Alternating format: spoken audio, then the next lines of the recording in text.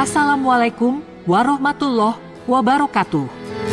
Salam sejahtera untuk kita semua. Alhamdulillah, karena rahmat Allah, kita bersyukur. Pada kesempatan ini, kita masih bisa berjumpa dalam keadaan sehat walafiat. Mudah-mudahan kita selalu dikaruniai nikmat sehat, waras akal dan waras hati. Sebelum lanjut pada pembahasan kali ini, untuk menghindari salah paham, silahkan Anda simak video ini sampai selesai.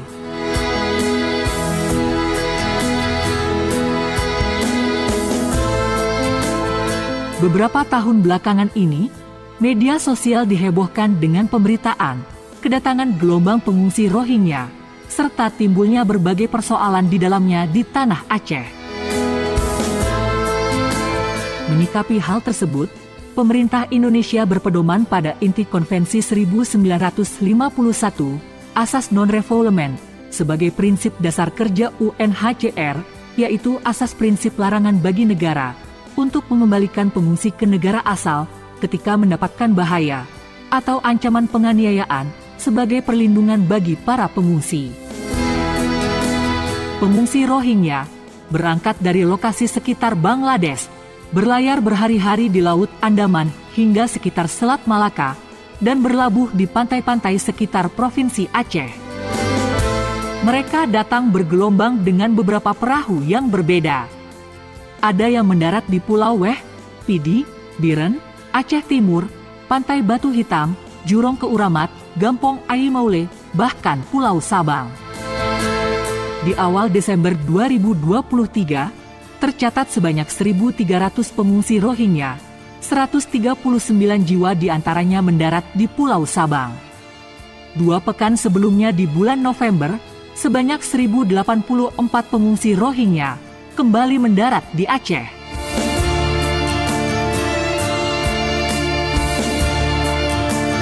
Sejak pertama mereka memasuki wilayah Nusantara, dengan pola yang hampir sama, mereka membawa alasan-alasan atas nama agama sebagai umat Islam Rohingya yang tertindas di negara asalnya. Inilah modus para pengungsi dari sejak zaman kaum penjajah.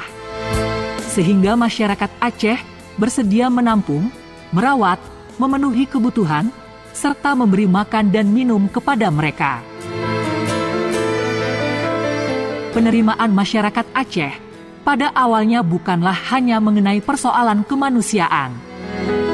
Tetapi, perhatian mereka didasarkan pada kuatnya rasa persaudaraan terhadap pengungsi Rohingya, yang notabene-nya mereka adalah seiman dan seagama. Namun, seiring perjalanan waktu, serta kelapangan hati masyarakat Aceh untuk tetap membantu dan memberikan pertolongan kepada mereka, para pengungsi pun kembali datang bergelombang memasuki wilayah Nusantara.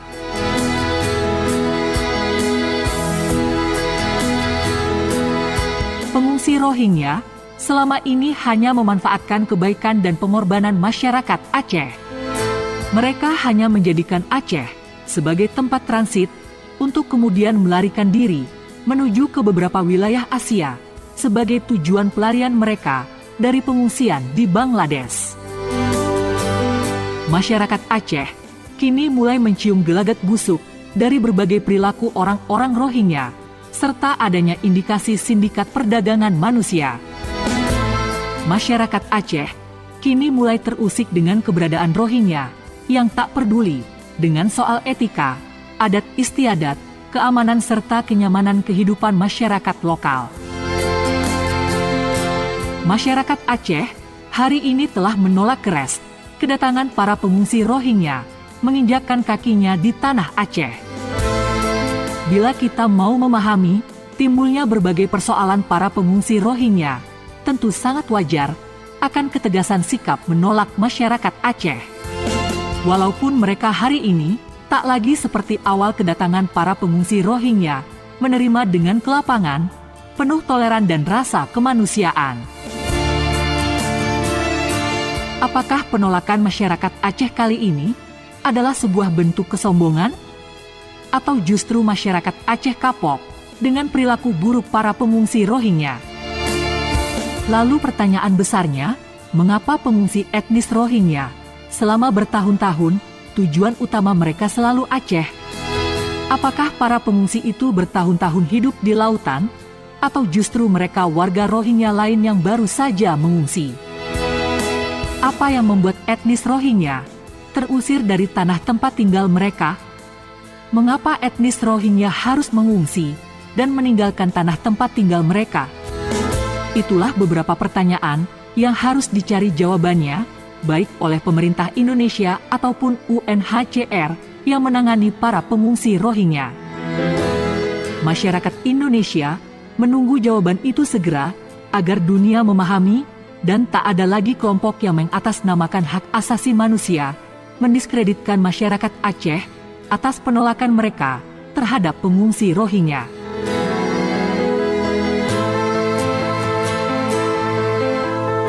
Bila kita bahas kasus pengungsi Rohingya dari sisi yang berbeda, tentu ada beberapa hal yang menyentuh kemanusiaan kita. Tetapi, kita juga tidak boleh menafikan persoalan-persoalan yang timbul dari keberadaan para pengungsi Rohingya di tanah Aceh.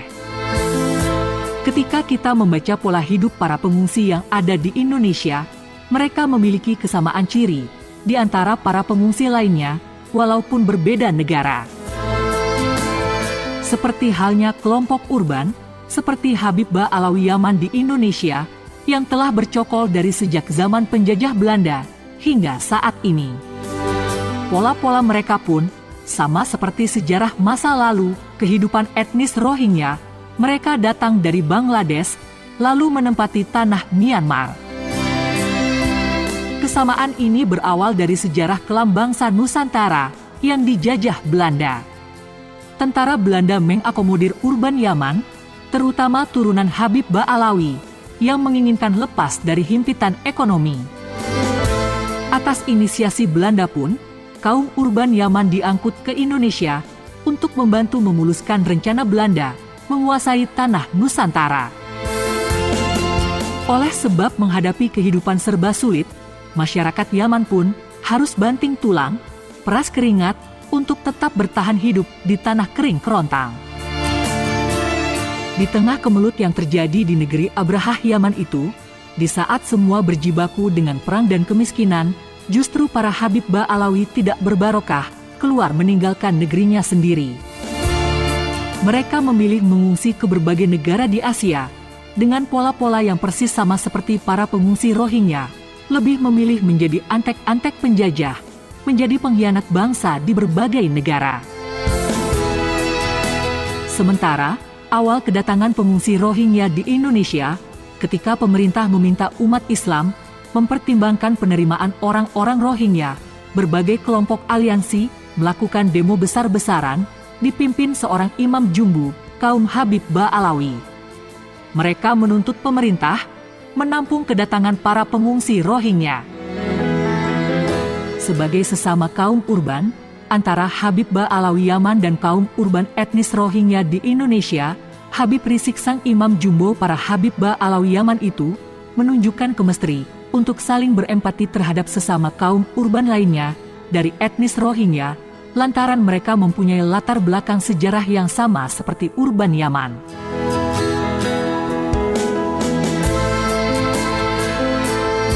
Etnis Rohingya adalah komunitas Muslim yang tinggal di Myanmar, tepatnya di wilayah Myanmar Barat, berbatasan langsung dengan Bangladesh. Etnis Rohingya yang menduduki wilayah Myanmar Barat, umumnya fisik mereka sama seperti Bangladesh dan India. Ketiga etnis ini hanya berbeda pada sisi agama yang dianut. Masyarakat Rohingya menganut agama Islam, sedangkan Bangladesh dan India menganut agama Hindu. Pertikaian etnis Rohingya dengan masyarakat Myanmar tak lepas dari sejarah kekuasaan penjajah Inggris. Berawal pada abad ke-18, ketika Myanmar dijajah dan dikuasai Inggris, Myanmar dipaksa harus menjadi negara koloni Inggris atau pesemakmuran Inggris seperti Bangladesh, India, dan Malaysia. Di saat yang sama, kedatangan orang-orang India bersama tentara Inggris ke Myanmar Ini kemudian menimbulkan masalah baru bagi Myanmar. Orang-orang India yang direkrut untuk bekerja sama dengan Inggris, mereka pun turut serta merampas dan menguasai hak-hak masyarakat lokal di wilayah koloni baru Inggris itu. Masyarakat Myanmar pun merasa mereka seperti terjajah oleh dua penjajah sekaligus, yaitu Inggris dan India.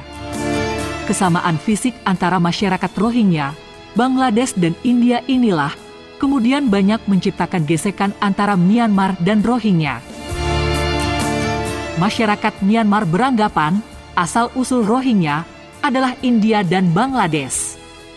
Apalagi setelah Inggris merekrut Rohingya menjadi bagian dari mereka, maka pada akhirnya Myanmar tak memberikan sedikit pun simpati kepada etnis Rohingya. Sementara, masyarakat Myanmar yang beragama Buddha, saat berada dalam penguasaan Inggris di wilayah itu, mereka menyusun kekuatan bersekutu dengan tentara Jepang. Dalam pertempuran Jepang dibantu Myanmar, saat melawan Inggris dan Rohingya serta India itu, tentara Jepang dan Myanmar berhasil memukul mundur, mengusir Inggris dan India dari wilayah Myanmar. Dan yang tersisa, tinggallah Rohingya, satu-satunya peninggalan Inggris yang tidak dibawa oleh Inggris. Masyarakat Rohingya ditinggalkan begitu saja, dan menjadi sasaran kemarahan masyarakat Myanmar. Mereka dianggap sebagai pengkhianat bagi Myanmar, sebab menjadi sekutu Inggris. Sejak itulah, kesejarahan Myanmar mencatat Rohingya sebagai kelompok pengkhianat bangsa. Pemerintah Myanmar menganggap masyarakat Rohingya hanyalah kelompok imigran gelap dan ilegal yang hidup di wilayah Myanmar.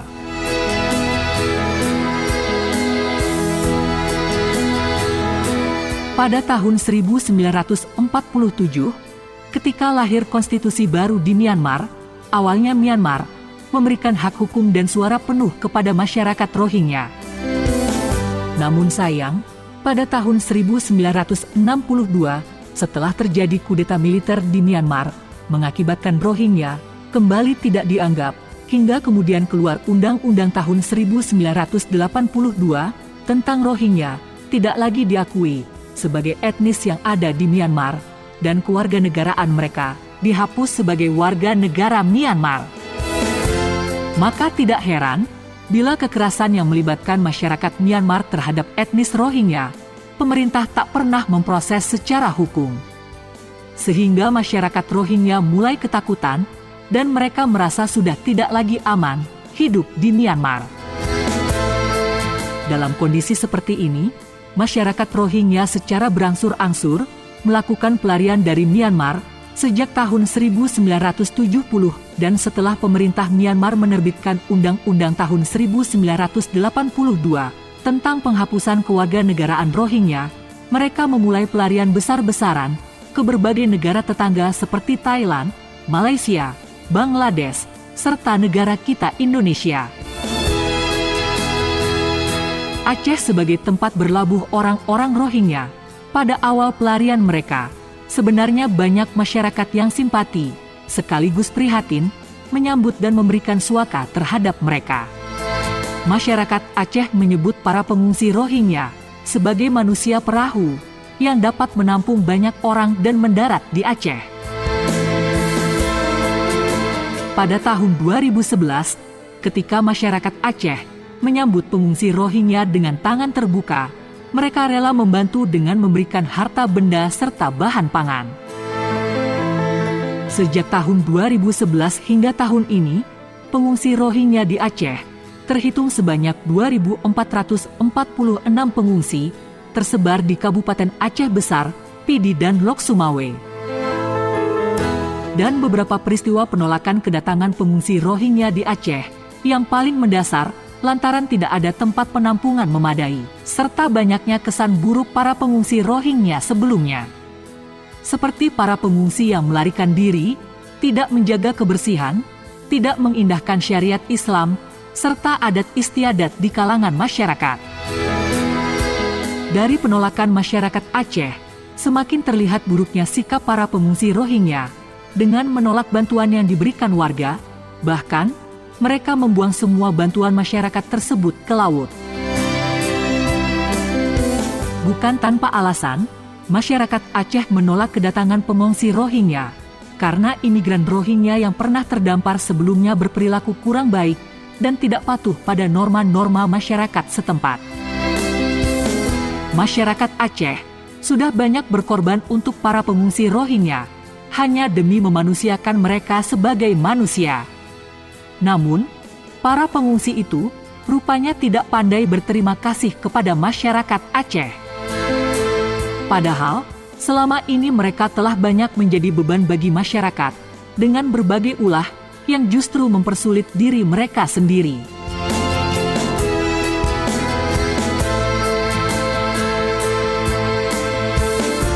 Begitu juga kaum urban Yaman, setelah mereka datang ke negeri Nusantara, negeri para wali ini, saat dijajah Belanda, justru kedatangan kaum urban Yaman hanya membawa petaka bagi kehidupan masyarakat. Mereka kaum urban Yaman, khususnya turunan Habib Ba Alawi, bukannya berterima kasih kepada Nusantara, mereka malah memilih mencari kehidupan nyaman dengan menjadi antek-antek Belanda. Namun, walaupun perjuangan para ulama Nusantara, tanpa bantuan para Habib Ba Alawi pengkhianat itu, atas kegigihan perjuangan anak bangsa dalam mempertahankan negeri pusaka, putra-putri pribumi, pada akhirnya mampu melepas negeri Nusantara dari penjajah Belanda, walaupun yang tersisa saat ini tinggallah antek-antek mereka, yaitu turunan Habib Ba Alawi urban Yaman. Ketika Belanda melihat pengaruh besar, serta dahsyatnya kekuatan pengaruh para wali di Nusantara, rupanya turunan Ba Alawi, yang memang dari sejak lama, memimpikan kehormatan dan kemuliaan, dimanfaatkan Belanda untuk menghapus seluruh jejak para wali. Padahal, seandainya para pemangku negeri saat itu, terutama setelah bangsa Nusantara mendapatkan kemerdekaan dan menamakan diri sebagai bangsa Indonesia, seperti halnya di Myanmar, yang mengusir para pengkhianat dari etnis Rohingya, mungkin para Habib Ba Alawi itu sudah terusir dari Nusantara ini. Namun, berkat keluhuran budi, serta kelapangan hati para tokoh bangsa, seluruh kaum urban Yaman, terutama turunan Ba Alawi, masih diampuni, dan membiarkan mereka bebas berkeliaran di negeri Nusantara. Awalnya, para tokoh bangsa menaruh harapan besar kepada kaum Habib Ba Alawi, agar ikut serta membangun bangsa.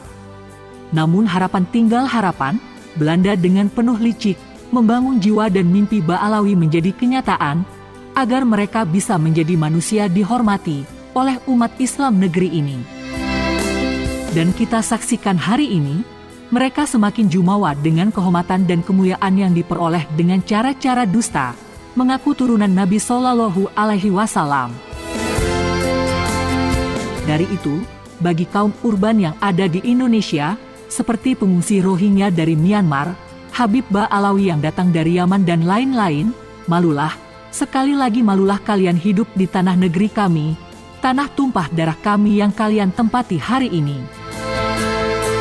Tanah kami, tanah perjuangan yang dipertahankan dengan tetesan darah kemuliaan para leluhur, tanah yang mereka persiapkan bagi kehidupan kami hari ini. Bila kalian hanya menjadi parasit di negeri kami, sungguh kami berterima kasih, bila kalian dengan sukarela, segera pergi jauh dari kehidupan kami. Bagi kalian pengungsi Rohingya, dan juga para Habib Ba Alawi dari Yaman, kami tidak keberatan kalian ada di sini, bertamu di rumah kami, apapun itu alasannya, asalkan kalian tahu diri, bahwa kalian hidup di habitat lain, bukan di habitat kalian. Sebagai tamu, mengertilah, kalian jangan menjadi sampah di rumah kami. Segeralah pergi dari rumah kami, sebab kami masih sangat sibuk, harus membenahi dan membersihkan kotoran rumah kami.